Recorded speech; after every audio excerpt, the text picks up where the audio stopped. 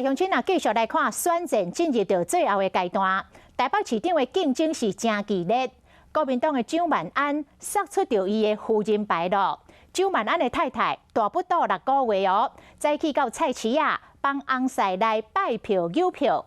那陈市长已经抢一步先，请太太参加昨日暗举办的感恩的音乐会，两翁仔某是真甜蜜。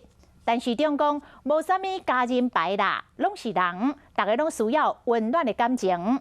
那黄珊珊讲，因厝内底有12位的职业军人，因为军人的身份无法度帮忙徛台。黄珊珊讲袂要紧，市民都是伊上界有力量的家人。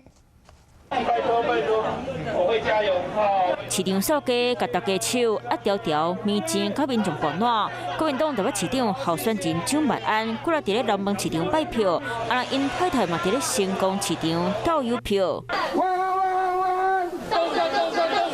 像拿小写字挂蒋万安的广告带，8到6个月大的蒋万安太太赵凤环来到市场替翁婿助选，选战入要到，翁仔某两个人拢尽全力伫咧吹票。人家是特别跟太太分进合集吗？谢谢。民进党台北市长候选人陈时中嘛早就已经抢先一步，甲夫人牌杀出来。13号暗时的感恩音乐会，太太嘛伫咧台顶甲翁婿加油赞声。这都没有所谓的牌了哈，这些都是人。然后第二个，我想大家都是需要温馨感情。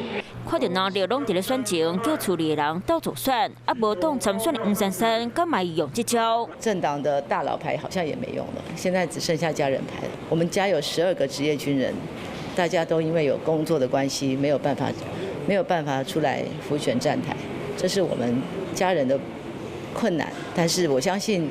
我最大的家人支持度就是我们台北市民。选战剩无到2礼拜，不管是后壁的斗黑演，或者是前线出战，处理的人拢守伫咧候选人身躯边，参与每一个公营的路牌。